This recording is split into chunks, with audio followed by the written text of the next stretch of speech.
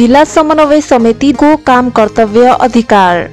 स्थानीय सरकार सञ्चालन ऐन 2074 को दफा 92 मा जिल्ला समन्वय समितिलाई वार्षिक रूपमा जिल्ला सभा गर्ने र आफ्नो अधिकार क्षेत्रका विषयमा वार्षिक कार्यक्रम तथा बजेट बनाई जिल्ला सभाबाट पारित गरी कार्यान्वयन गर्ने, पालिकाहरूको विकास निर्माणका विषय पहिचान गर्ने, सरकारी र गैर सरकारी क्षेत्रबाट सञ्चालित कार्यक्रमहरूको व्यवस्थापन, प्रभावकारिता र प्रतिफल अनुगमन गरी सन्तुलन कायम गराउने, पालिकाहरूको क्षमता विकास गराउने, जिल्लाभित्रका संघीय प्रादेशिक सरकारी कार्यालय र पालिकाहरू बीच समन्वय गर्ने, पालिकाहरू बीचको विवाद समाधानका लागि सहजीकरण गर्ने, प्रकोप र विपद व्यवस्थापन सम्बन्धी योजना र कार्यको समन्वय गर्ने, गैर सरकारी संघ संस्था र निजी क्षेत्रसँग समन्वय गर्ने, विकास निर्माण कार्यमा सन्तुलन भए नभएको अध्ययन अनुसन्धान गरी संघ, प्रदेश र स्थानीय सरकारलाई जिल्लाभित्रको विकास तथा निर्माणलाई प्रभावकारी बनाउनका लागि वर्षको एकपटक वार्षिक समीक्षाको कार्यक्रम आयोजना गर्ने जस्ता कार्यहरू तोकिएको छ। जिल्ला समन्वय समितिको कार्यालयबाट प्रदान गरिने सेवाहरू: जिल्लाभित्रका संघीय प्रादेशिक सरकारी कार्यालय र पालिकाहरू बीच समन्वय गर्ने, पालिकाहरू बीचको विवाद समाधानका लागि सहजीकरण गर्ने, जिल्ला स्थित सञ्चालित क्रसर उद्योग, बालुवा वासिङ उद्योगको दर्ता, नवीकरण, उद्योग स्थापना स्थान सम्बन्धी मापदण्डका बारेमा स्थानीय सरकार र प्रदेश सरकारको समन्वयमा अनुगमन गर्ने, खानेपानी उपभोक्ता समिति दर्ता गर्ने, जिल्ला समन्वय समितिको बैठकबाट भएका निर्णयहरू कार्यान्वयन गर्ने, मुख्यमन्त्री ग्रामीण विकास तथा रोजगार कार्यक्रम अन्तर्गत पालिकाहरूबाट सिफारिस भई आएका कार्यक्रमहरू स्वीकृत गरी कार्यान्वयनका लागि सम्बन्धित निकायमा पठाउने, स्थानीय पूर्वाधार विकास साझेदारी कार्यक्रम स्वीकृत गरी कार्यान्वयनका लागि सम्बन्धित निकायमा पठाउने। जिल्ला समन्वय समितिको जनहितमा जारी सन्देश। प्रमुख सरलाई हाम्रो कार्यक्रममा स्वागत गर्न चाहन्छौँ र पहिलो प्रश्न के गर्यौँ भने अहिलेको व्यस्तता अवस्था के हो, कसरी कामहरू अगाडि बढिरहेका छन् जिल्ला समन्वय समिति धादिङको भनिदिनुहोस् न। धन्यवाद यहाँलाई। मुख्यतः अहिले हामी जिल्लाभरिका विशेष गरी अनुगमनका विषयवस्तुलाई, त्यसपछि समन्वयका विषयवस्तुलाई, त्यसपछि गएर चाहिँ अन्य चाहिँ कार्यक्रमहरू नेपाल सरकारले दिएका कार्यक्रमहरू, हाम्रो आफ्नै कार्यक्रम हुन्छ, प्रदेश स्तरको कार्यक्रम पनि हुन्छ, सङ्घ स्तरको कार्यक्रम पनि हुन्छ, त्यो कार्यक्रम कार्यान्वयन यी कुराहरूलाई नै लिएर हामी अघि बढिरहेका छौँ। सर, तपाईँहरूले समन्वय सहकार्य गर्नुपर्छ सबै निकायसित, विशेष त स्थानीय तहसित गर्नुहुन्छ होइन? यो समन्वय सहकार्य कसरी अगाडि बढेको छ, यसका फाइदाहरू के भइरहेका छन् भनिदिनुहोस् न। हाम्रो समन्वय सहकारी चाहिँ स्थानीय तह र तिनै तहको सरकारसँग हुन्छ। विशेष त हामीले गाउँपालिका, नगरपालिका, धादिङमा रहेका 2टा नगर, 11टा गाउँपालिका छन्। ती सबै पालिकाहरू सँगै धादिङका 11जना मान्यहरू हुनुहुन्छ मन्त्रीज्यूसहित, उहाँहरूलाई राखेर विकास निर्माणका योजनाहरूको बारेमा हामीले छलफल गरेका छौँ। हामीले विशेष गरी यो वर्ष चाहिँ पर्यापर्यटन कसरी अघि बढाउने धादिङमा भनेर हामीले योजना बनायौँ। पर्यापर्यटन योजना धादिङको चाहिँ बनाउनको लागि हामी अघि बढिरहेका छौँ, त्यो खालको अन्तर्क्रियाहरू कार्यक्रमहरू गरायौँ। त्यस्तै कृषिलाई कसरी, धादिङको कृषिको उत्थान कसरी हुन्छ र कृषि कार्यक्रमलाई अब किसान बीच कसरी लैजाने भन्ने विषयवस्तुमा पनि हामीले चाहिँ समन्वय सहकारी गरेका छौँ, उहाँहरूको बिचमा छलफलहरू चलाएका छौँ। त्यसै गरी गाउँपालिकाका, नगरपालिकाका समग्र विकासको लागि स्थानीय क्षेत्रमा उपलब्ध स्रोत साधनलाई कसरी उपयोग गर्ने, कसरी परिचालन गर्ने भन्ने विषयवस्तुहरू, जनतालाई कसरी स्वच्छ खानेपानी खुवाउने होइन। अहिले चाहिँ विशेष गरी हामी बोतलको पानीतिर लागेका छौँ होइन। अब यो प्लास्टिक भएको छ, यो प्लास्टिकलाई कसरी व्यवस्थापन गर्ने, जनतालाई पानी शुद्ध पानी पनि खुवाउनु पर्नेछ, अनि त्यसको व्यवस्थापन कसरी गर्नेदेखि लिएर हामीसँग भएका ढुङ्गा खनिजहरू छन्, प्रशस्त जडीबुटीहरू छन्, जल स्रोतहरू छन्, त्यसैलाई कसरी प्रयोग गर्ने भन्ने विषयमा नै हामीले स्थानीय सरकारहरूमा छलफल चलाएका छौँ। मान्यज्यूहरूसँग त्यो कुराहरू गरेका छौँ। विशेष गरी समग्र देशको विकासको लागि पनि के कुराले राज्यले चाहिँ ध्यान दिनुपर्ने, कहाँ पुगेका छैन भन्ने विषयवस्तुलाई हामीले उठाएका छौँ। अब उत्तरको समस्या अलिक फरक छ, बीचको समस्या अलिक फरक छ, दक्षिणको समस्या अलिक फरक छ धादिङको पनि। त्यसरी हेर्दाखेरिमा हामीले कुन कुन क्षेत्रलाई कसरी चाहिँ अघि बढाउने यो विषयमा हामीले समग्र रूपमा चाहिँ छलफल चलाएको छौँ र त्यसका समस्याका पाटाहरू फरक छ र त्यसको समाधानका पाटाहरू पनि फरक छ हैन। विगतमा विकास समिति हुँदा अधिकारहरू धेरै थिए हैन सर, क्षेत्र पनि ब्राउड थियो। अहिले समन्वय समिति भएपछि त्यति भएन र अधिकार पनि तपाईँहरूलाई हुनुपर्ने जति हो छैन भन्ने कुरा हामीले सुन्छौँ नि, के भन्नुहुन्छ? अब यो आफ्नो दृष्टिकोणको कुरा हो, औचित्य पनि भएन जिल्ला समन्वय समितिको भन्ने कुरा पनि। अब अहिले राज्यले जिल्ला समन्वय समितिलाई चाहिँ एउटा सेरेमोनियल संस्थाको रूपमा राखेको छ, सबैलाई कार्यकारी बनाउने हुने 3 तहको सरकार छ। त्यस कारण मेरो व्यक्तिगत विचार चाहिँ अलिक फरक छ। मैले चाहिँ यो जिल्ला समन्वयलाई कार्यकारी बनाउनुपर्छ, प्रशस्त अधिकार दिनुपर्छ भन्ने पक्षमा म छैन। तर के भने भएको अधिकारलाई अलिक व्यवस्थित गर्नुपर्ने कुराहरू छन्, केही चुनौतीहरू छन्, त्यो चुनौतीहरूमा अलिकति सक्रिय बनाउनु त आवश्यक छ। तर यसलाई के अरे जसरी अहिले 3 तहको सरकार छ हैन, त्यो खालको कार्यकारी चाहिँ बनायो भने यसको फेरि मर्यादा जान्छ। यो चाहिँ एउटा चाहिँ मर्यादित खालको संस्था बनाउन खोजिया हुनाले त्यो संस्थाको रूपमा भएका चाहिँ जुन अधिकारहरू छ त्यसलाई चाहिँ हामीले उपयोग गरेर गयौँ भनेदेखि अहिले त्यस्तो कार्यकारी अधिकार चाहिँ नभएको हो, तर अधिकारी नभए नि होइन, यसको क्षेत्र व्यापक छ र यो गतिशील नै छ। र हामीले धादिङलाई चाहिँ हाम्रो समितिलाई चाहिँ हामीले गतिशील अहिले पनि एउटा मिटिङ बस्यौँ, हामी सदस्यज्यूदेखि लिएर उपप्रमुखज्यू प्रमुखज्यू हाम्रो कर्मचारीहरूलाई कसरी व्यस्त बनाउने भनेर हामीले योजना बनाएको छौँ।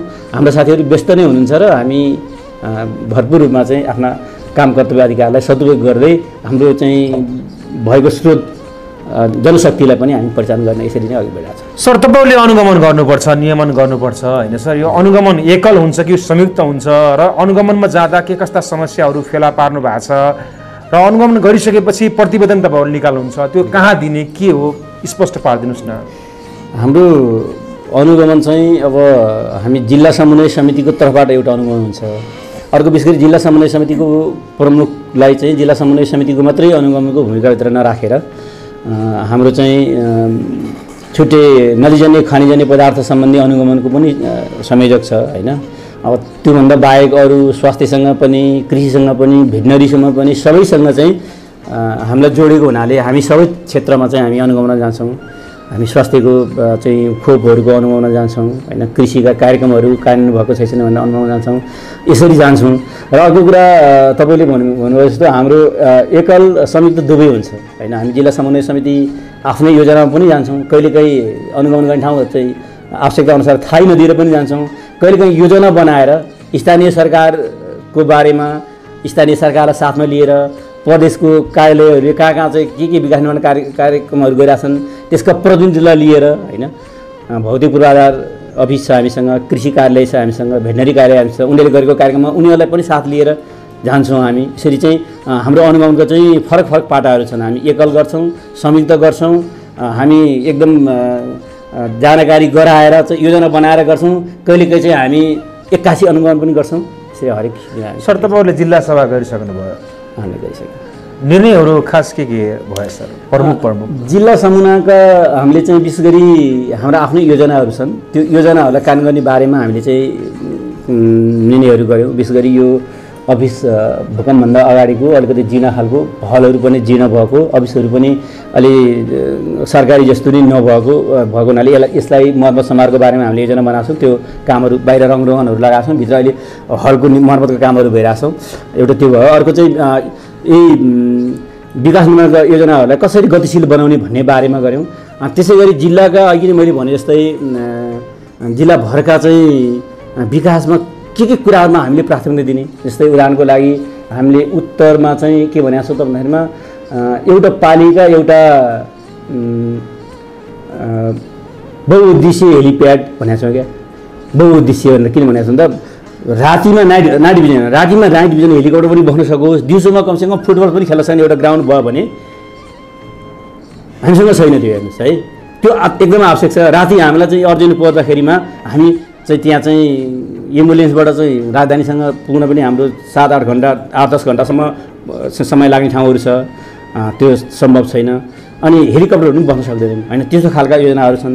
त्यसै गरी कतिपय ठाउँमा चाहिँ मान्छेहरू एक्सिडेन्ट भएर मर्छ, आत्महत्या गरेर मर्छ। त्यो पीडादायक अवस्थामा चाहिँ फेरि चाहिँ त्यो बोकेर सदरमुकाममा ल्याएर पोस्टमार्टम गर्नुपर्ने अवस्था छ। त्यसलाई कसरी चाहिँ हामीले न्यूनीकरण गर्ने कुरा, जनतालाई कसरी शुद्ध खानेपानी चाहिँ प्रयोग गर्ने कुरा। रुबीहरू छन् हामीसँग, अनि बारीको खेतमा चाहिँ रुबी फेला पार्छ, समाज के अरे यो त मूल्यवान चिज हो भनेर बोकेर आउँछ, धादिङ आएपछि पक्राउ पर्छ हेर्नुहोस् है। त्यो फालिदिएर नि काम छैन, त्यसको उपयोग गर्नुपर्छ, बोकेर आएर नि पर्छ होइन। त्यसलाई कसरी व्यवस्थित, यस्तो खालको योजनाहरू चाहिँ हामीले छलफल गरेर अहिले चाहिँ केही योजनाहरू होइन, शुद्ध पानी कसरी खुवाउने, पालिकामै एउटा चाहिँ पानी प्रशोधन केन्द्र खोलाउँ भन्ने खालको हामीले आह्वान गरेका छौँ होइन। यस्तो स्वास्थ्यको बारेमा, कृषिको कानुनको त्यस्तै कुराहरू छन् होइन। कसरी चाहिँ अब अहिले हामीले दिएको कृषिको बजेटहरू त्यति उपयुक्त छैनन्, त्यसलाई उपयुक्त कसरी बनाउने होइन, सामूहिक रूपमा कसरी अनुदान दिने। अब व्यक्तिले दिएको अनुदानले हुँदैन होइन। एउटा समूहलाई एउटा काममा चाहिँ प्रोत्साहन गरौँ। जस्तै मैले के भनेको छु भनेदेखि हामीसँग जनशक्ति घटेको छ, एउटा घरमा 2 जना 1 जना 3 जना बस्छन् उत्तर गाउँमा होइन, कोही घरहरू खाली छ, पाटाका पाटा जग्गाहरू खाली भएको छ। थोरै जनशक्ति लागोस्, जग्गा पनि खेती होस् र त्यो हामीलाई चाहिँ त्यो उत्पादन गरेको कुरो पनि हामीलाई नहुने खालका कुराहरू होइन। जस्तै हामीले निगाला लाउन सक्छौँ उत्तरमा होइन, त्यस्तै अमृसो लाउन सक्छौँ। एकचोटि लगाएपछि सिँचाइ गर्नै नपर्ने होइन, प्लटका प्लट लगायो भने त्यही गाडी आएर चाहिँ उठाएर लान सक्छ होइन। त्यस्तो खालको कुराहरूमा लगानी गरौँ। अब हामी हिजो झैँ गरेर चाहिँ बाँच्नको लागि धान, कोदो, मकै, फापर के अरे साग सब्जी आलु सबै उत्पादन नगरे हिजो खान पाउँदैन थियो। त्यही खालको परम्परा अहिले छ कृषिमा, हामी त्यसमै अनुदान दिएका छौँ। अब त्यसरी नगरौँ होइन। अब प्लटका प्लट अमृसो लगाऊँ, प्लटका प्लट चाहिँ कागती लगाऊँ, प्लटका प्लट चाहिँ अब चाहिँ लप्सी खेती गरौँ, प्लटका प्लट केरा खेती गरौँ।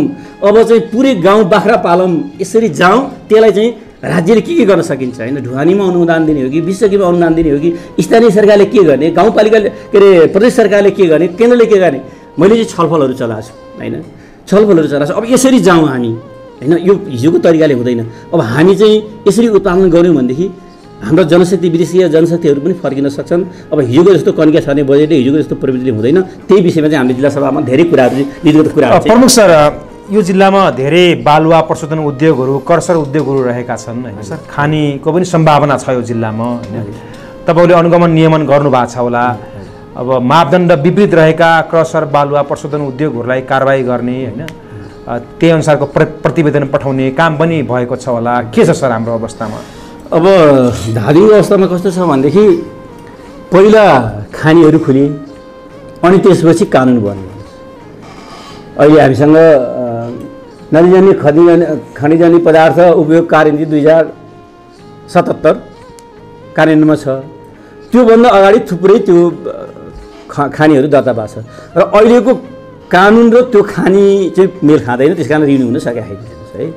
त्यसो हुनाले हामीले पटक गभर्मेन्टलाई उपयुक्त व्यावहारिक खालको कानुन दिनुहोस् भनेका छौँ हामीले सरकारलाई। अब सरकारले त्यो कानुन दिएको छैन, त्यस कारण त्यो कानुनलाई लागू गर्यो भने धादिङको प्रायः जसो बन्द हुन्छ हेर्नुहोस्। बन्द हुनासाथ हामीले विकास कहाँबाट गर्ने? अहिले त्यत्रो ठुलो हाइवे हाम्रो चाहिँ बनिरहेछ होइन। बन्द गर्न नहुने, खोलिँदाखेरिमा मापदण्ड पुग्दैन। यो हामीलाई बुढो समस्यामा छ है। हामीले नीतिगत रूपमा त्यसलाई चाहिँ मिलाउँ भनेको छ। अब अहिले चाहिँ के छ भनेदेखि भइसकेको दर्ता भएकोलाई चाहिँ नसार्ने, चलाउन दिने भन्ने छ होइन। हामीलाई चाहिँ अहिले त्यो मापदण्डसँग अन्य विषयवस्तुलाई चाहिँ व्यवहारमा लागू गरेर जाने भन्ने कुरो छ। व्यवहारमा लागू गर्ने कुरामा पनि धेरै जसो हाम्रो प्र्याक्टिस चाहिँ गाविस हुँदाका प्र्याक्टिसहरू भएको हुनाले कतिपय चाहिँ अब त्यो रुलहरूलाई हाम्रो स्थानीय सरकारलाई पनि राम्रोसँग अवगत नभएको, कर्मचारीहरू नयाँ आउनुहुन्छ अवगत नभएको होइन, त्यसलाई व्यवहारमा अलिकति चाहिँ प्र्याक्टिस गर्न गाह्रो भएको हुनाले हामीले चाहिँ के छ भनेदेखि सर्प पनि मरोस् लट्ठी पनि नबाचोस् भन्ने नीति होइन। कानुनी रूपमा पनि त्यसलाई टेक्दै जाउँ, व्यवहारमा पनि सबै बन्द गरेर चाहिँ नजाउँ भन्ने किसिमले लागेको छ। अब गत वर्ष हामीले अनुगमन गर्दाखेरिमा झन्डै चाहिँ अनुगमन गर्दा 22-24 चोटि चाहिँ फेरि हामीले बन्द गरिदियौँ नपुगेको हुनाले, मापदण्ड नपुगेको हुनाले। अनि के भयो त भन्दाखेरिमा त्यो हाइवे पुरै चाहिँ त्यो के अरे निर्माण व्यवसायहरू उल्टिएर आयो हामी कहाँ, त्यहाँ बन्द गर्न साथ। अनि हामीले सोच्यौँ होइन अब यसरी पनि हुँदो रहेछ। त्यसलाई सच्याएर कतिसम्म हामीले लचकता देखाउने होइन, कतिसम्म उहाँहरू चाहिँ कानुनलाई चाहिँ टेकेर काम गर्ने भन्ने हामी यसरी नै एउटा चाहिँ समझदारीमै अघि बढेका छौँ। सकेसम्म समाधान दिने, समस्या नबनाउने। मेरो आफ्नो सोच चाहिँ समस्या नबनाउने, समाधान दिने। अब कानुनी कुराहरू पनि सबै कुराहरू हुबहु लागू गर्न सक्ने अवस्था छैन, कानुनमै संशोधन गर्नुपर्ने अवस्था छ। र फेरि व्यवहारिक भनेर छोडिदिँदा पनि जथाभावी भएको छ होइन। विशेष गरी हाम्रो यो त्रिशुली नै पुरै धमिलो हुने किसिमले कामहरू हुने, आग्रा खोला त मकवानपुरदेखि यता नै पुरै हामीले यसलाई कसरी धमिलो रोक्न सक्छौँ भनेर गयौँ। हाम्रो धादिङको सिमानासम्म गयौँ, तर उतैबाट चाहिँ पुरै धमिलिएर आएको छ हेर्नुहोस्। त्यहाँ बालुवाको कामहरू भएर हामीले मकवानपुरलाई पनि पत्राचार गऱ्यौँ, नुवाकोटलाई पनि पत्राचार गऱ्यौँ। यसरी हामी अघि बढेका छौँ। काम गर्न शैली छैन, जटिल छ, तर के भन्दाखेरि कानुन र व्यवहारलाई मिलाएर चाहिँ समाधान दिँदै आएको छौँ अहिलेसम्म। प्रमुख सर, अब दुईवटा प्रश्न मात्रै सोधेँ हजुरलाई मैले। तपाईँ प्रमुख हुनुहुन्छ, कर्मचारीहरू त्यसै गरी जनप्रतिनिधिहरूलाई दिने निर्देशन तपाईँले सुशासन कायमका लागि भएका प्रयासहरू भनिदिनुहोस् न। विशेष गरी सुशासनको लागि चाहिँ पारदर्शिता है, पारदर्शीमा ख्याल गर्नुपर्छ। र त्यसपछि चाहिँ मुख्यतया मान्छेले अनुशासन होइन। अब यो चाहिँ मैले भन्छु यो शिक्षाबाटै सुरु हुन्छ। म त पूर्व टिचर पनि हो हेर्नुहोस् है। मैले चाहिँ प्रायः जस्तो हिजो नि आज नि के भन्न खोजेँ त भन्दाखेरिमा अब यो अलिकति लम्बिन्छ। शिक्षाबाट नै सुधार हुनुपर्छ, पहिले शिक्षकबाट नै सुरु गर्नुपर्छ, शिक्षाले त्यही निर्देशन दिनुपर्छ। अब यहाँ के अरे एकदमै राम्रो मार्ग ल्याएर थाहै हुनुहुन्छ कर्मचारी, जानासाथ हातगढी लाग्छ। एकदमै धेरै जनताले चाहिँ भोट दिएर पठाउँछ जनप्रतिनिधि, जानासाथ जेल जान्छ। के भयो त भन्दाखेरिमा जान्न त जान्यो तर सिकेन, जान्यो पढेर जान्यो, सिक्नु त व्यवहारमा पऱ्यो नि। बिहान बेलुका खानापछि 2 चोटि दाँत मार्नुपर्छ भनेर जान्यो, कापीमा लेख्नु नम्बर आयो तर दाँत मार्दैन। भलिबल खेल्न कसरी खेलिन्छ भनेपछि सर्भिसिङ गरिन्छ, डिगिङ गरिन्छ, भलिङ गरिन्छ, सटिङ गरिन्छ, जान्यो नम्बर ल्यायो। भलिबल कोर्टमा गएपछि उसलाई सर्भिसिङ गर्नै आउँदैन। समस्या यहाँनिर छ। त्यस कारण सिकाइलाई व्यवहारिक बनाउँदै जानुपर्छ। परीक्षा नै त्यो व्यवहार मापन गर्ने खालको हुनुपर्छ। शिक्षाबाट सुरु गरेर अनि राजनीतिक नेताहरू असल हुनुपर्छ, शिक्षकहरू असल हुनुपर्छ, अनि बिस्तारै जनता असल हुँदै जान्छ। अब यो क्रमशः हुँदै जान्छ। यहाँ चाहिँ एकले अर्कोलाई बेकुफ बनाउने, उल्लु बनाउने, अनि त्यो अर्कालाई जसले बढी उल्लु भएछ जिम्मेवारी लिएमा पुगेपछि त्यो झन् बढी उल्लु देखिने प्रवृत्तिहरू मैले त्यो देखाएको छु होइन। त्यस कारण अब यो चाहिँ हामीले व्यवहारबाट नै जित्दै जानुपर्छ। यसको मतलब नेपालमा असल मान्छेहरू छैनन् त होइन, तर कमी छन्। असल मान्छेको छारो समाजमा कम छ र असल मान्छेलाई समाजले चिन्न गाह्रो छ, किनभने ऊ आफ्नो विज्ञापन गर्दैन। खराब मान्छेहरू नै बढी विज्ञापन गर्छ अनि ऊ नै सत्तामा जान्छ प्रायः है, सबैलाई मैले नभनौँ। अनि उसले नै जान्ने बुझ्ने भएर अर्का शिक्षा दिन्छ भन्न चाहिँ मुखले एक थोक भन्न हुन्छ, व्यवहारले अर्थ गरेर आउँछ। समस्या त्यहाँनिर छ।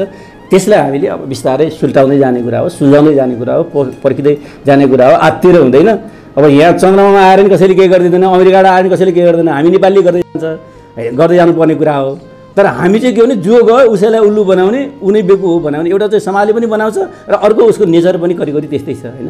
त्यसो भएको हुनाले अब यो तपाईँको सुशासनको कुराहरू चाहिँ यो एकै दिनमा एकै रातमा चाहिँ सुल्टिँदैन, तर प्रयास गर्नुपर्छ। हामी प्रयासरत छौँ। अन्तमा सर यो भनिदिनुहोस्, अब तपाईँहरूलाई कुन कुन कुरा थप भइदिए अधिकार होइन राम्रो तरिकाले काम गर्न सकिन्थ्यो होला? यो जिल्ला समन्वय समितिको कार्यालयको औचित्य केही राम्रो हुन्थ्यो होइन, बलियो हुन्थ्यो, के मान्नु भएको छ?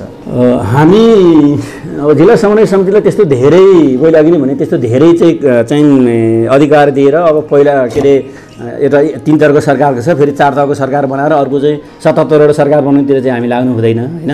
अब भएका चाहिँ कुराहरूमा अलिकति केही अस्पष्टताहरू छन्। केन्द्रले सङ्घले के अरे संविधानमै व्यवस्था भएर पनि त्यो अनुकूलका कानुनहरू बनेका छैनन्। केही खास कानुनहरू चाहिँ बनाएर विशेष गरी अनुगमनको क्षेत्रमा चाहिँ अलिक विशेष अधिकार दिनुपर्ने देखिन्छ है। अहिले चाहिँ के छ भनेदेखि हामीले अनुगमन गरे पनि हुने नगरे नि हुने, प्रतिवेदन दिए हुने नदिने हुने, त्यसलाई कार्यान्वयन गर्नुपर्छ भन्ने छैन। तर चाहिँ के हो त भन्दाखेरि जिल्ला समन्वयले दिएको प्रतिवेदनलाई कार्यान्वयन गर्नुपर्ने बाध्यकारी मात्रै बनाइदियो भने पनि हामीमा धेरै गच्छित आउँछ। त्यति धेरै अरू अपेक्षा मैले गर्दिनँ। महत्त्वपूर्ण समय र जानकारी दिनुभयो कार्यालयको बारेमा, समितिको बारेमा। धन्यवाद।